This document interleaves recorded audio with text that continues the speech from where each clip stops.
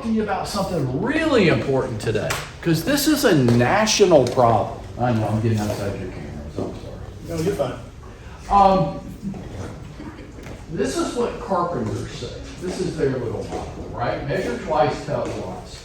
So, I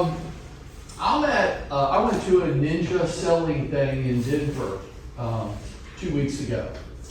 And we got some data that kind of went along with what we're experiencing. I want to share it with you today, and I want to give you some solutions, okay? According to the National Association of Realtors, 63% of home buyers this year made an offer without ever seeing the house. Is that crazy? Like, who buys a house without ever seeing it? Well, they don't buy it. They just make offers on it. And then, when do they go see the house? During the due diligence. So what they're doing is, if it's your listing, they're tying up your listing until they decide whether they want it or not. They just want to put it on hold. They want to reserve it. I'm not going to ask for volunteers, but I know some of you are doing that with your home buyers right now. And I say this to you, good for you. I think that the listing agent and the buyer's agent shouldn't be in sync all the time. I think you have different agendas. If I'm working with a home buyer in today's market and we're going out looking at homes this weekend, and Dwayne, you're my home buyer, I say to you guys, so here's what we're going to do. You pick your top 3 houses today. We're going to make full price offers on them tonight. We're going to tie all 3 up with a 10-day due diligence period, and then during that 10 days you decide which house you want. You don't like that. I'm going to say a lot of things today you don't like. You're really not going to like me. And Debbie, my response to that is, I don't give a shit. I don't care. Some things are true whether you like it or not. So we're going to talk about some things. Some of you, heavy on the listing side, you don't like that. You think there's something wrong with that. Like they're being unethical or bad people, or there should be a license law violation to that. And I say, no, that's their natural reaction to this marketplace. You, as a listing agent, should be aware of that that's going on. 63% of home buyers make an offer without ever seeing the property. I'm not going to put Greg on the spot, but Greg gets to talk to these people while they're going through the process, and he's their private, trusted advisor. They're telling him what they're doing. They're saying, well, we want to buy this $300,000 house, and he must go, well, it must be really nice. And they would go, we don't know, we haven't really even seen it yet. Matter of fact, we have 3 of them. And Greg's probably having multiple conversations going, well, I don't want to order 3 appraisals, so you need to let me know which one you actually want. Which means lots of things, but number one, does it occur to you, that means they haven't even started the application process when they made it. Their contract says that they're going to diligently pursue financing. They warrant that we're going to diligently pursue. It's going to be the end of their due diligence period before they even tell Greg which house he can order an appraisal on. Is that diligently pursuing? Probably to the home buyers it is. Absolutely. Maybe not to the listing agent. You just need to be aware of how people respond to marketplaces. NAR, 30%, it's actually 30.1. 30.1% of all contracts fail in the U.S. each month. A third of all transactions are not going to close. A third are not. In our office, it's a tad bit higher because you guys are weaker or stronger than the average agent. Because you're stronger. So what Casey's doing, Casey's already months ahead of this. Rip's not here. Rip's been doing this. Rip's got 2 out-of-state relocation buyers, both of them in the $1 million range. He FaceTimes them the showing. They make the offers. They put 3 or 4 properties under contract. And then they'll fly in and decide which one of the 3 or 4 they want. And Bob's the listing agent. Bob gets all of this agent sucks. No, actually, you're very clever. Our contract within, this actually come down, it was 41%. This month, 34% of our properties under contract, which is scheduled to be a record closing month for us again, all time. I thought people didn't buy and sell homes during the holidays. Another record month, but I already know 34% of our contracts are gonna fail this month. I just don't know which ones. Most of you do. You have a pretty good suspicion right now what you have under contract that's not gonna really close. 34%. And Dwayne, you and I have worked together for how many years now? 14. 14. So when in my business as an agent, I always thought 7 to 10% contract failure rate. I didn't like it. I always wanted it to be lower than 7%. I could never really figure out how to get it down because there is just stuff that happens. Bad inspection, bad appraisal, they just change their mind, all kinds of crazy stuff. I never figured out how to get it much lower than 7%. I never wanted it to be really higher than 9 to 10%. And it's 3 times higher than that now? Oh my gosh. And some of you are getting so emotional in your deals. And I'm going to contend this. You're getting mad at the other agent. Lord knows you're getting mad at the lenders. Hey, I wouldn't. What you're really mad at is you. You're mad at you because you're not in control and you can't do anything about it. April, your husband is a mortgage originator. Anthony, is he not? He is. How does he get paid? The same way we all do. The same way we all do. Does he get paid if it doesn't close? No. Greg, do you get paid if it doesn't close? No. You don't. They're just like you. So you think this mortgage, you think Greg just doesn't care? Do you just not care? Well, I have 3 deals under contract. I don't really care. If they close, that's great. They don't. Who cares? Does anybody think like that? Greg, do you think like that? No. We're going to come back to that. How many homes do you have to sell to get paid once? Bob, how many times you have to sell that listing to get paid one time? Is your seller going to pay you every time you put it under contract? I don't think so. No, they're not. Your buyer, every time you put your buyer, that buyer, you know which one I'm talking about. Every time you put them under contract, you get paid? No. You don't get paid when they close, right? Who wants to sell more homes and make more money in 2022 than they did this year, but not work more? Anybody? If you're not raising your hand, you're a special kind of stupid. I didn't say work more. I said make more money in less time. Right? We all do. That's the game. I want to sell more homes in less time. Okay, I'm going to show you how to do it. You're not going to like it. This isn't about what you like. This isn't Disney. You don't pick the ride you want to go on today. But in my business, I had to do a lot of public speaking. And the question that I always get at the end was kind of a challenge. I think they were calling me a liar, but they didn't really want to say that out loud in front of a couple thousand people. So they would say, Mike, I don't really understand how it's physically possible to sell 800 to 1,500 homes a year. I don't understand how that's physically possible. And my answer to it was always the same. I know. I'm going to pick on you, okay? I know. The way you do it, it's not possible. Don't do it that way. Do it my way. It works a lot better.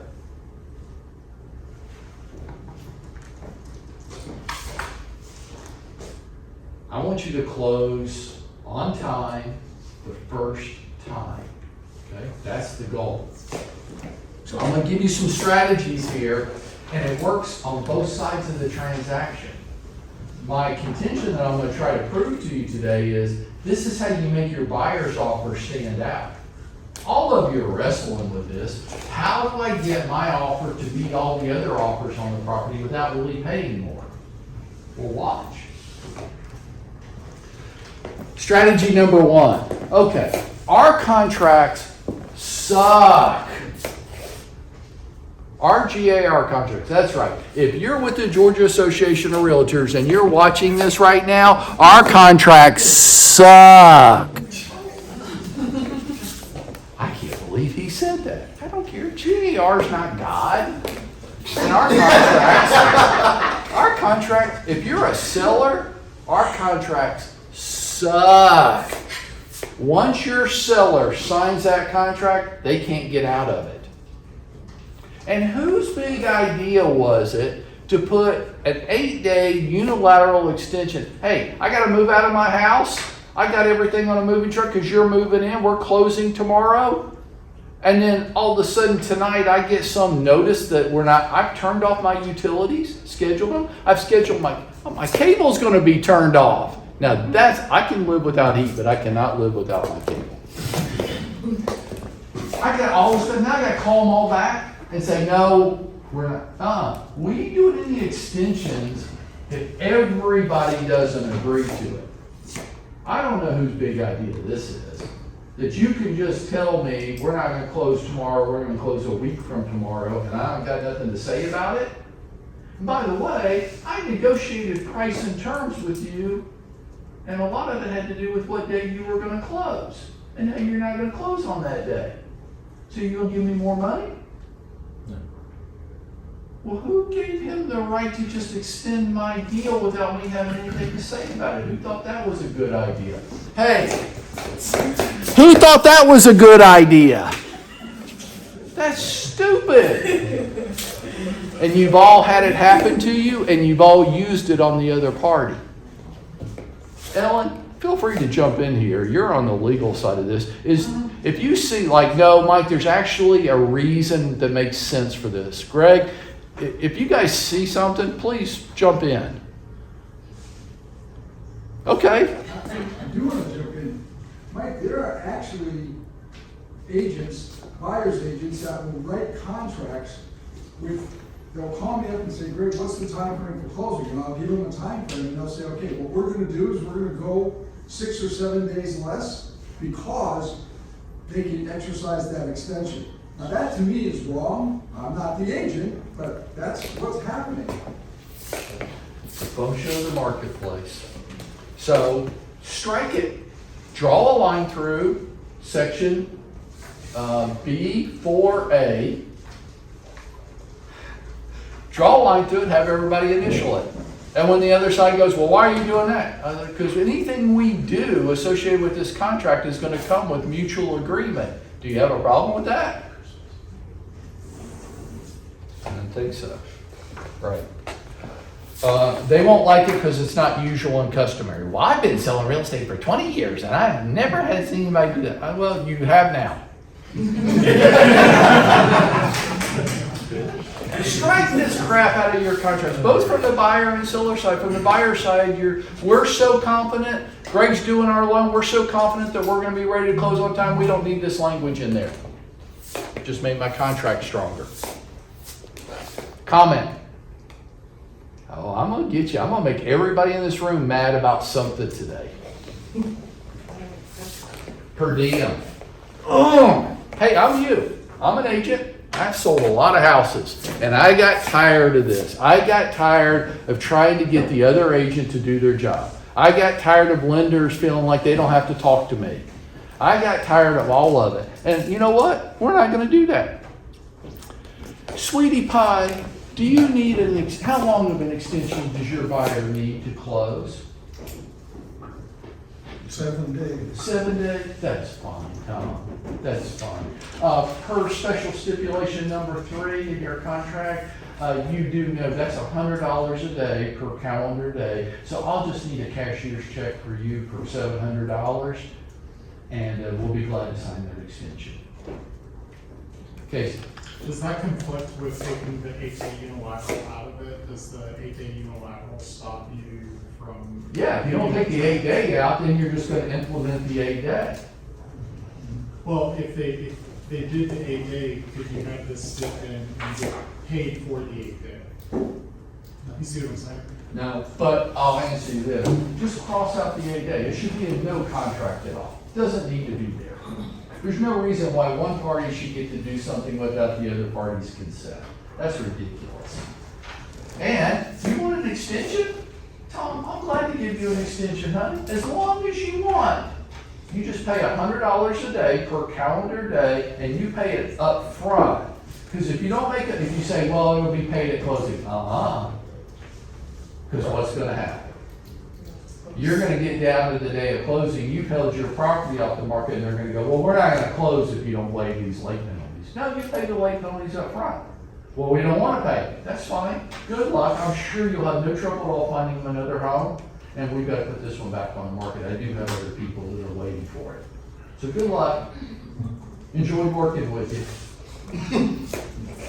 On the buyer side, we're so confident that we can close on time, and this will be a trouble-free closing because we're working with Greg, that we'll pay you $100 a day if we're not ready to close on time.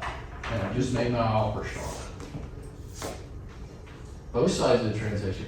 Hey, you do this. Dwayne, did this work? Did this work for us? It's why we were well below 10% of the fallout rate. Here's what it's going to do for you. It does work. People will be shocked because watch, because nobody reads what they sign. Nobody reads what they sign. You don't either. You don't read that independent contractor agreement you signed with me. I could put anything in there. I did put anything in there. Yeah, they're going to go home and go, oh my God, what did I agree to? You agreed to some crazy stuff. People don't read what they say, or they don't. They go, oh, well, that won't be a problem. And then it does become a problem because they work with Rocket Mortgage and they don't give a shit and it's not ready to close on time. And they're like, well, that's not fair. Well, you signed it. You agreed to it. So that's the way it is. Well, we're not going to do that. Okay, well, that's great. Hey, in today's market as a listing agent, I'm in total control here. I got 3 other people. Don't stop marketing your listings. Take backup offers these days. It keeps people in line. This worked for us? Yes. Oh, yes, it did. And you know what? This is what worked better. It de-escalated me, and I can get escalated. I don't have to run around yelling at you because you're not doing your job. I don't. Just pay for it. Well, it's not. You're going to hear this. You already know what they're going to say. Well, it's the lender's fault. Tom, it's your lender. Your buyer is responsible for the action of their lender. If the lender's that non-diligent, I think you should ask the lender to pay it, don't you? Yeah. Hey, Greg, you haven't been doing your job. You should pay it for my buyer. That's how you answer it. As an agent, it puts you back in control on the seller side. On the buyer side, it puts you back in control. Pedram, you're my home buyer. Pedram, I've been trying to get a hold of your lender all week, and he's not responding to me. And here's my big concern. We've got a clause in our contract. This will cost you $100 a day if your lender's not ready to close on time. So can you help me out a little bit? Knowing every single time without a doubt, it's not the lender. I'm pointing at Greg, but I don't need to point at Greg. It's not the lender. Greg may get paid if it doesn't close. What is most likely really going on? Buyer. He didn't pay for his credit report. He didn't pay for his appraisal. Greg's asking 15 times for his tax returns, and he won't send it to him. There's only so much Greg can do, and Greg is reluctant to return Bob, the listing agent's call, and throw Pedram under the bus. Can you imagine Greg calls Bob and says, look, the buyer won't do anything that I've asked him to do. He won't pay his upfront fees. He won't provide me his tax returns. I mean, I can't originate this mortgage if the buyer won't cooperate. And that's what's going on 99.9% of the time.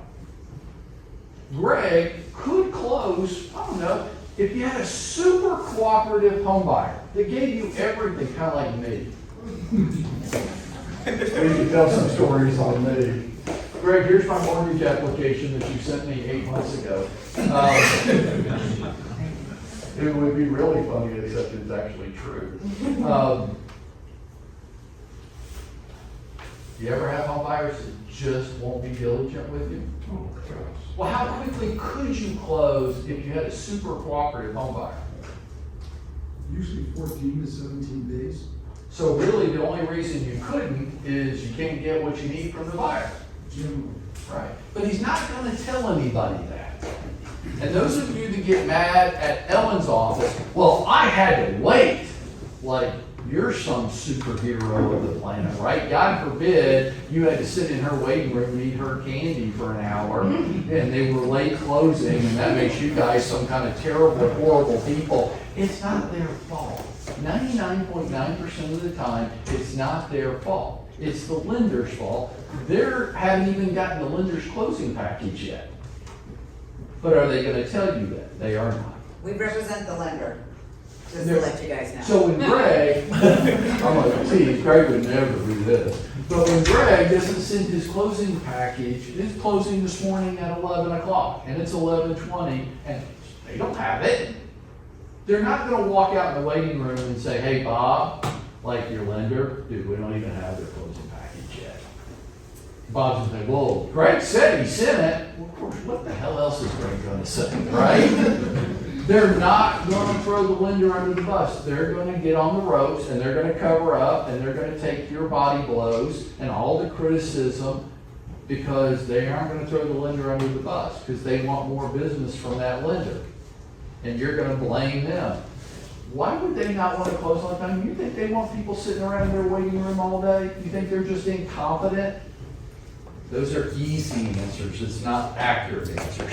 Hey, throw this special stipulation in your contract and watch how you change everybody's behavior.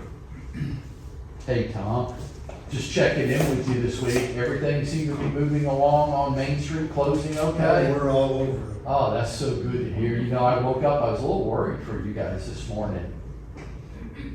You know No, why? everything's in, we got the appraisal, everything, final approval. Oh, that's so good, because, you know, we had this extension fee language in the contract, and my goal for this year is we don't collect $1 in extension fees from anybody. So I'm so glad to hear that you're moving on. He has no idea what I'm talking about. He's gonna hang up the phone, he's gonna go look at the contract, he's gonna go, who put that in there? Well, you signed it. Oh, man, I love this one. If you're not using this, I want you to right now tell me why. Hey, look, your buyers get a due diligence period. Why in the seller? Huh? Crazy talk! Why not the seller? Your buyer gets to take my home off the market for, I'll just use 10 days, and then just cancel on me for any reason? Well, I want the same right. If I get another offer, I'm going to cancel with you. How come? Well, that's not usual. I've been selling real estate for 20 years, and you just can't do that. Well, guess what? There's a new sheriff in town. This is the way we're going to do it now. If you don't like it, skip on down the road to the next home. I'm sure you'll have no problem finding them another home. Good. One person gets my opinion. Good. But it's going to put you in control. Seller reserves the right to unilaterally terminate the contract for any reason within the due diligence period, with earnest money being fully refunded to the buyer, and consider, who cares about the rest of it. And then I'm going to call Tom. I'm like, Tom, has your buyer made loan application yet? They're working on it. They're working on it. Mm. Tom, would it be okay? I need your lender to call me, okay? If your lender doesn't call me by 5 o'clock today, I'm gonna have to terminate the contract. Terminate it. Yeah. And then every time you're saying, you can't do that, I'm gonna say, well, per special stipulation number 4 in your contract, yeah, I can.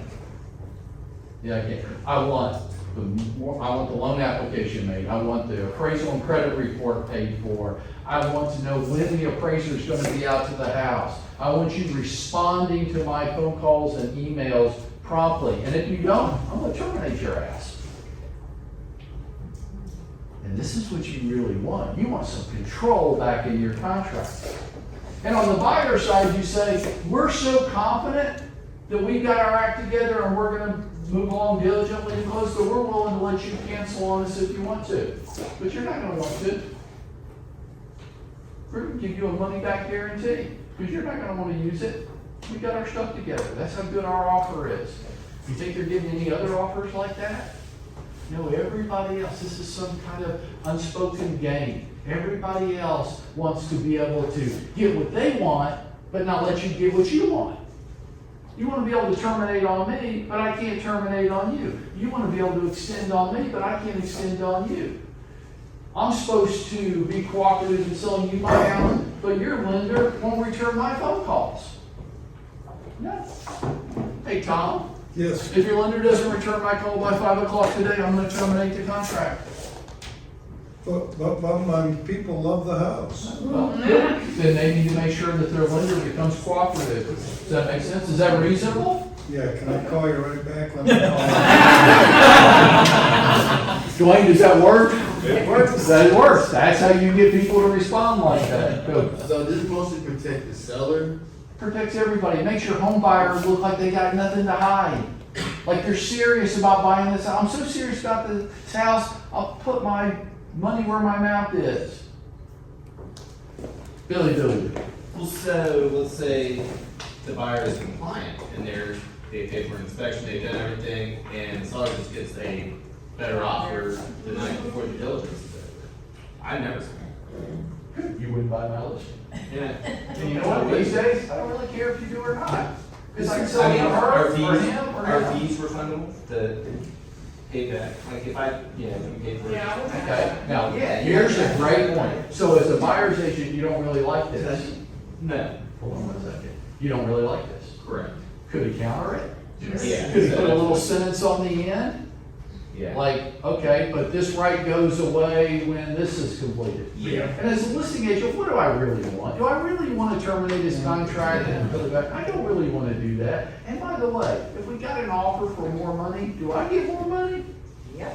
I mean, I guess I do, but not even lunch money. I mean, 3% of another $10,000 is what? Lunch, $30? It's nothing. I don't care. I want the deal to close. So you could counter it, but you probably won't. Because he's gonna spend the rest of his day going, I can't believe they did this. Questions? Casey? As an awesome and magnanimous listing agent, you could counter back to that saying, well, I'll give you the right to terminate the due diligence with just giving us a notice whenever you want to safeguard you against us terminating. You can negotiate anything. Yeah, you can work it out between you. But I kind of want to know, Billy, what your problem is with this. And if you say it's, well, because we are going to do everything, and we are going to be cooperative and communicative, and we don't want to be out these fees if we do this because you got a better offer, that's reasonable. Okay, so let's figure out how to work this, because you know what I want? I want your lender to be on board with us, right? So we can work this out. But I'll just tell you this, the other agent's never gonna counter it. They're just gonna like act like you're doing something horribly wrong and they're insulted. Well, if you've got your act together and you're already pre-approved, what's the problem? But if you got a flaky seller that's just gonna get mad about something and terminate, you gotta think about that too, what your relationship is with the seller. Negotiate it out. Because as a listing agent, I feel like I don't even necessarily want that. Really? Okay. Depending on who the seller is. You don't want to give them that easy of an out, that they can just go, I decided I don't want to sell it. Okay, so why does the buyer get it then? Well, Because you don't ever have any flaky buyers either. no, I mean, you do, and that's why I feel like the due diligence period is getting a lot shorter. So that helps. They can only be flaky for a short period of time. Okay, well, we can make, it doesn't have to be, it's whatever due diligence. So my question, okay, so Debbie, let's stay there. Okay. Doesn't matter how long, you can have whatever due diligence period your buyer wants. I Right. just want the same right in the contract that you have. Right. What's the problem with that? I think in a perfect world, that's great. Yeah, if everybody's on the up and up, then it's good. Well, why are we not on the up and up, but you are? No, well, that's what I'm saying, is that you're giving both the buyer and seller now, right, to flake out. Right. And why do you call it reverse? Why don't you just call it seller due diligence? You can call it anything you want to. That's what I call it. If you don't like it, I don't care. But that's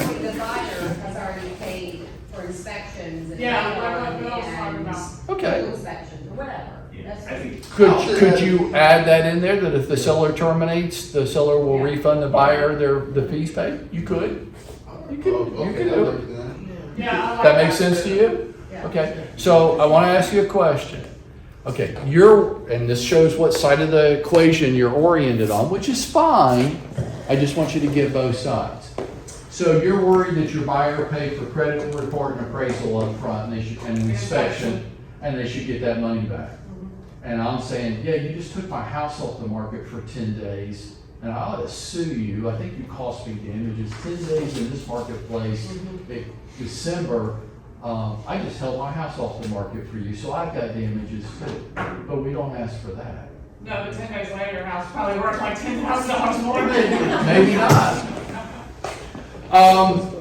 My point here is, I'm not asking for anything more than the rights that your buyer got in the contract. What does your buyer get a right that my seller doesn't get? And if you want to flip it around a little bit, this is how strong my buyer is. They're willing to give you this right. And tell me if you get in a multiple offer situation, if you run into anybody else that's done that. You're a little stuck, other than overpaying for the house and outbidding everybody, and we don't know what everybody else is bidding, what could we do? Well, this goes to that question. Sometimes you don't have to outbid people. Sometimes you do. Depends on who the seller is, but if it was me, and you wrote language in this and submitted it from the buyer's side to me, because I want control. I would like more money, but it's not more money if you don't close. Does that make sense? Use that line a lot. It makes people sit up and pay attention just like it just did you. It ain't more money if you don't close. All three of these clauses are available to you right now in our BrokerMet library under special stipulations or in the Remind docs. You could add them into every contract. You should add them into every contract. Why? It puts you back in control. And when you get mad at the lender, and you get mad at the attorney, and you get mad at the other agent, you're not mad at them. You're mad at you. Because you aren't in control. There's nothing you can do about it. If Greg doesn't want to return your call, there's an argument to be made that he shouldn't return your call. There's a strong argument. Greg, is that fair? That if I'm the listing agent and I'm calling you and I want to talk to you about the buyer's financing, can you make an argument that you probably shouldn't have that conversation with me? As long as I do not disclose confidential information. So he could be sitting in his office going, I don't have to explain, by the way, you're not my customer. You didn't refer this buyer to me. You're not the buyer. I don't owe you anything. Okay, well, hey, Greg, you're right. You're right. I'm just going to terminate the contract right now. Now, when his home buyer calls him and goes, what the hell's going on? I just lost the house I wanted because you wouldn't return a phone call. That changes the whole equation. What you're getting mad about is you're trying to get other adult human beings to do something. You're trying to manage their behavior, and I don't know how to do that. I don't know. You might have a weak selling agent, co-op agent. You might have a weak lender. You might be the weak link. One of the customers involved may not be that motivated. I don't know. How do you control them? In golf, we have a saying, all bets are won or lost on the first tee box. And that's true. Greg, is that fair? Absolutely. Play golf with Greg and give Greg too many strokes, and Greg's going to beat you. Doesn't matter how good you are. I'm going to tell a story on Greg because I love telling stories on Greg. I played in a golf tournament this fall, and two guys we're playing with were from Greg's golf club. And I said, oh, you're from St. Ives? And they're like, yeah. I said, do you know Greg Janicki? And they go, Sandbagger Greg? And I'm like, well, I don't know him like that. And they're like, oh, hell yeah, we know Sandbagger Greg. And for the rest of the round, they tell stories about how don't bet with Greg because Greg's handicap, he'll kill you. All bets are won or lost on the first tee box. you make a bad bet, you gonna lose. The deals you have that aren't gonna close, they weren't gonna close the day you signed the contract. And you're mad because you're trying to figure out how to get other adults to do what you think they ought to do, and I don't know how to do that. You won't do what I think you ought to do. Will ya? Nobody's nodding or disagreeing, they're just going, Manuela's just going, oh God, don't call on me. You won't do what I want you to do, and I just want you to do it for you, and you still won't do it. How you gonna get other people to do what you think they ought to do? You're not, unless you have a way of controlling them. And when you do that, you won't be as mad. You won't get as emotional. You won't spend as much time trying to put Humpty Dumpty back together again, and you won't sell the same house 3 or 4 times. And that will allow you the capacity to sell more homes in less time next year. Some of you are trying to sit on your nest and hatch your eggs.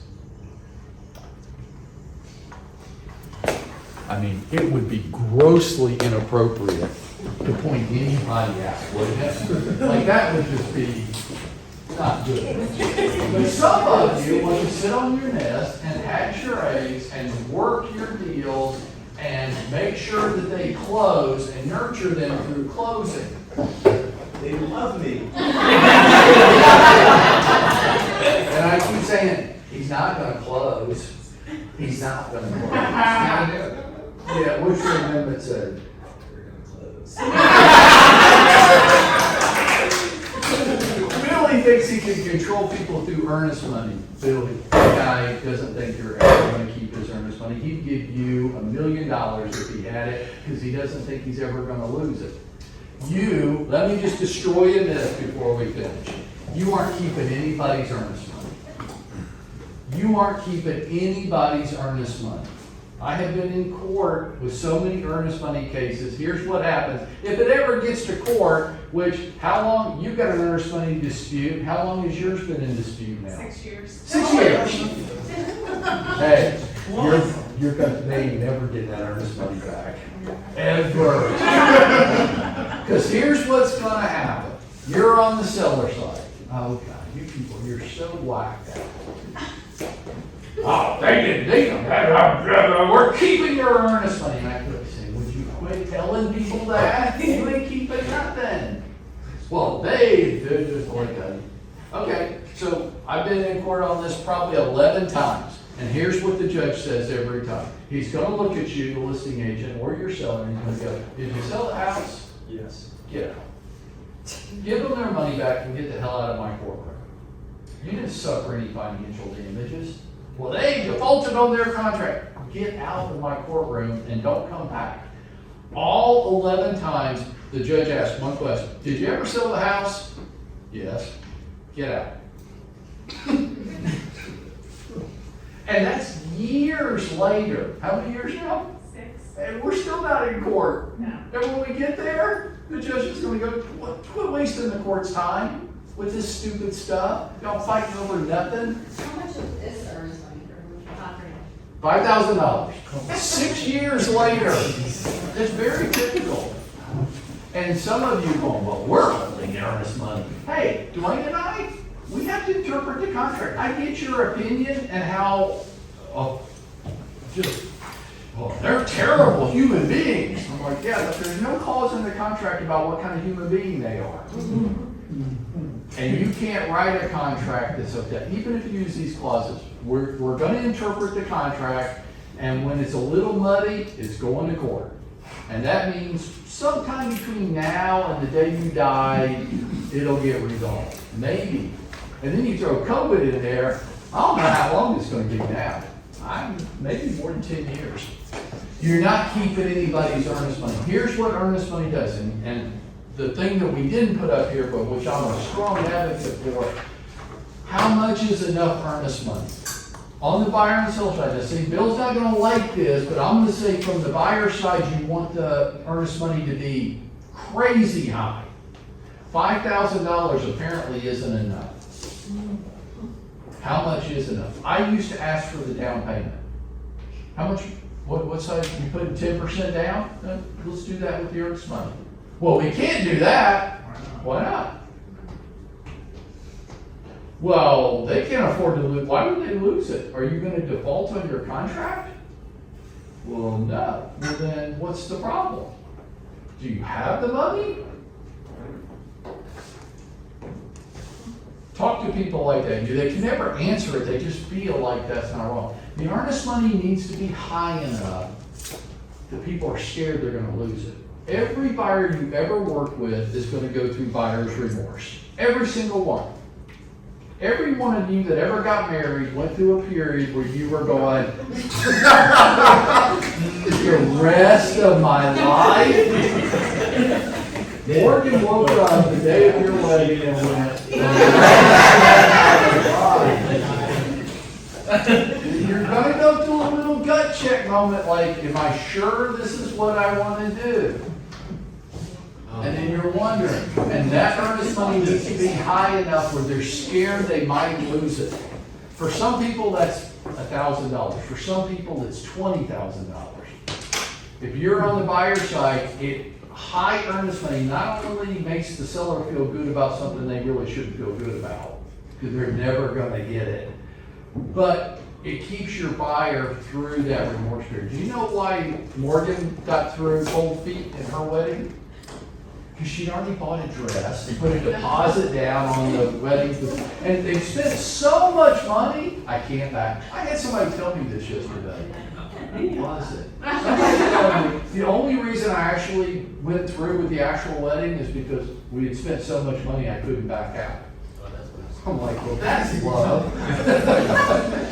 That's what earnest money is. I'm scared I might lose it. I don't think I would, but it just gets them through that. You get the earnest money up, it needs to be much higher. Apparently $5,000 for that person wasn't enough. Who thinks they got the highest earnest money deposit on record? Nobody even wants to enter the contest? How much, Billy? 35,000. 35,000. Who can be 35? I got one for 51,000. 51,000. Who can be 51? I don't remember exactly, but I honestly think Philip had a deal where they put it was a cash deal. 200 and something And so thousand. they, yeah. 200 and something thousand. Who can beat that? You win. You win a new toaster.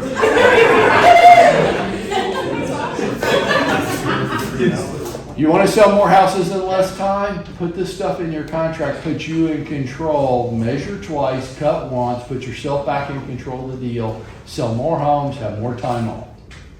Fair enough? Let's go to work. Ready?